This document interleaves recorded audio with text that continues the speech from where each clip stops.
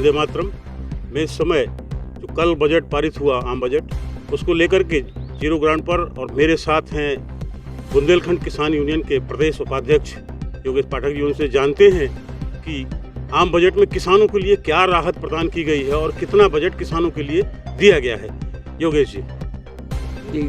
जो कल बजट जारी हुआ है उससे किसानों को, उत्तर प्रदेश के किसानों को कुछ नहीं मिला। उत्तर प्रदेश का किसान जैसा था वैसा ही है। बहुत उम्मीद थी हम लोगों को कि सम्मान निधि बढ़ेगी, कुछ खाद सब्सिडी मिलेगी, लेकिन वो कुछ नहीं। केवल सौर ऊर्जा पर जो जोर दिया गया है वो किसानों के लिए अनुपयोगी है। माननीय वित्त मंत्री जी ने 1.52 लाख करोड़ का बजट पारित किया है और उन्होंने कहा कि 1 करोड़ किसानों को हम क्रेडिट कार्ड भी जारी करेंगे। तो वही बात है ना, किसानों के लिए केवल कर्ज की बात करते हैं, कभी ये नहीं करते कि सब्सिडी की बात करते हैं, केवल कर्ज की बात करते हैं। एफपीओ के माध्यम से कर्ज देना चाहते हैं। एफपीओ में पूरा किसान यहाँ जुड़ा नहीं है, न जुड़ेगा, क्योंकि एफपीओ में बड़े बड़े किसान एफपीओ बनाते हैं और उससे जो है अपना लाभ कमाते हैं। किसानों को, आम किसानों को एमएसपी पे क्या कहेंगे? एमएसपी बहुत आशा थी कि हमारे यहाँ मेन फसल है, मटर है, मूंगफली है, इसकी हमको एमएसपी मिलेगी, लेकिन उन्होंने नहीं दी। अपनी जिद पर वो अड़े हुए हैं और किसान अपनी जिद पर अड़ा है। एमएसपी के लिए आंदोलन शीघ्र ही होगा। और उन्होंने दलहन तिलहन को लेकर के बहुत बड़ा किसानों के लिए घोषणा की है। बुंदेलखंड में अन्ना प्रथा के बाद नील गाय प्रथा बहुत है, इसलिए यहाँ दलहन और तिलहन की फसल बिल्कुल नहीं हो रही। आज भी अगर आप खेतों पर चले जाएं तो 100-200 नील गायें आपको चरती हुई मिलेंगी। धन्यवाद। इस समय मैं पहुंचा हूं व्यापार मंडल के पास और व्यापार मंडल के अध्यक्ष हमारे साथ हैं आनंद स्वरूप दमेले जी, और उनसे जानते हैं कि आम बजट में क्या क्या व्यापारियों को मिला है। आनंद स्वरूप दमेले जी बताएंगे कि जो आम बजट हुआ है उसमें व्यापारियों को क्या लाभ है और कितना राहत प्रदान किया गया है। किसी भी बजट में, ये तो खैर 7वां बजट निर्मला ताई का है, इसके पहले के और भी बजट देखे, व्यापारियों का जब सवाल आता है तो केवल और केवल सरकारें बात करती हैं व्यापारियों को संज्ञान में लेते हुए उद्योग की। हर बजट में उद्योगों को कुछ मिलता है, कुछ एमएसएमई के लिए मिलता है, लेकिन जो 98% वास्तव में व्यापारी है, जो मैदान में है, जो व्यापार कर रहा है, खरीद बेच कर रहा है, उसका अगर आपसे सीधे पूछूं कि एमएसएमई पर लघु उद्योग के लिए 100 करोड़ रुपए का उन्होंने लोन देने का भी वादा किया है। इसमें एमएसएमई के लिए 100 करोड़ नहीं है, 200 करोड़ दे दें।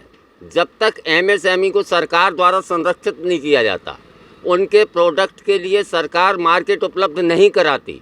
एमएसएमई लाखों की संख्या में फेल हुए हैं पिछले 10 साल में, और आगे भी ये फेल होते रहेंगे, क्योंकि अगर उनके पास माल बनाने के बाद बेचने का कोई उचित फोरम अगर सरकार उपलब्ध नहीं कराती है तो वो फेल हो जाते हैं। अध्यक्ष जी, उन्होंने मोबाइल फ़ोन है, पार्ट्स हैं, इसके चार्जर है, इस पर 15% की जो कस्टम लगता था वो भी कम करने की घोषणा की है।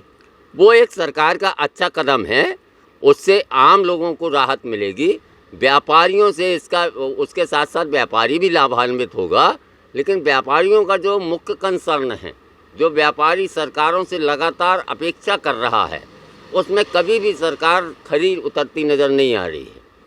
जैसे कि अगर हम बात कहें कि जीएसटी जब लागू हुआ था तो हम लोग ये सोच रहे थे कि जीएसटी के बाद व्यापारी को राहत मिलेगी, लेकिन ख़ास करके खरीद बेच करने वाला, जिसको विक्रेता, जिसको आम लोग व्यापारी कहते हैं, उसको डबल इनकम टैक्स की व्यवस्था इस जीएसटी ने दे दी है। अगर कोई आदमी 5 लाख रुपए कमा रहा है तो उसमें से भी सरकार उससे उम्मीद करती है कि वो 75,000 80,000 रुपये उसको टैक्स दे, जबकि ये देने के बाद वो अपने घर के खर्चे नहीं पूरे कर सकता है। धन्यवाद अध्यक्ष जी। हमारे साथ और भी व्यापारी मौजूद हैं, उनसे भी जानते हैं कि इस आम बजट में व्यापारियों को कितना लाभ हुआ और क्या क्या मिल रहा है। आपका क्या नाम है? राम जी। आप कैसे देखते हैं इस बजट को? बजट इस बार ठीक ठाक रहा, थोड़ा व्यापारियों को इसमें राहत मिली? उतनी राहत नहीं लगाई जितनी उम्मीद थी व्यापारियों को। आपका क्या नाम है? राम कुमार सोनी। जो अभी आम बजट पेश हुआ है, इसमें क्या आप कैसे देखते हैं? अब इसमें यही है कि आगे जो है कुछ चीज़ों में घटाया, कुछ में बढ़ाया, लास्ट में व्यापारियों को ऐसा कहीं कुछ नहीं है जिससे कोई लाभ हो सके। मेरे साथ एक कृषक मौजूद हैं, मैं उनसे भी जानता हूं कि भारत सरकार ने आम बजट में किसानों के लिए, गरीबों के लिए और गांव के लिए क्या क्या प्रावधान किया है। आपका क्या नाम होगा? मेरा बजरंगी महाराज नाम है, चरखारी से हूँ मैं।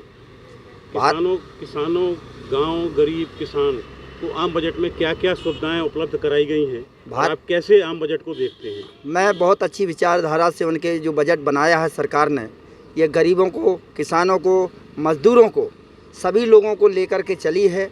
इसमें किसानों के लिए उत्पादन कम लागत में अच्छी फसल पैदावार हो और सूर्य ऊर्जा जो खेतों में लगाना है बोर करा कर के किसानों के लिए 75% कमीशन दे कर के उनको उपलब्ध कराएंगे। और रक्षा के, देश की रक्षा के लिए भी अच्छा बजट पेश किया है और बेरोजगारों के लिए भी बहुत अच्छा किया है। और स्वास्थ्य संबंधी में तो सरकार ने बहुत पैसा खर्च किया है कि हमारे देश का कोई भी गरीब मध्यम वर्ग। मैं आपसे सीधे सीधे पूछूं कि आम बजट किसके लिए और कैसा है बजट? किसान और मजदूर और गरीबों के लिए बहुत अच्छा रहा, इससे मैं बहुत खुश हूँ। क्या आप चाहते हैं दुनिया में दिखना? क्या आप चाहते हैं कि आपका YouTube और वेब पोर्टल की खबरों को टीवी पे दिखाना सही रास्ता नहीं मिलता? पैसे होते हैं बर्बाद, विज्ञापनों के लिए दर दर भटकना पड़ता है, फिर भी नहीं मिलता। सूचना विभाग आपको अहमियत नहीं देता। सभी समस्याओं का हल है हमारे पास। Chanakya media network private limited लेके आया है सभी यूट्यूबर और वेब पोर्टल के लिए सुनहरा मौका। सूचना प्रसारण मंत्रालय से रजिस्टर्ड करके OTT और IPTV के माध्यम से अपने चैनल को ले जाएं। सभी स्मार्ट एंड्रॉइड टीवी पर आज ही संपर्क करें 9643761495। WhatsApp number 8287399909।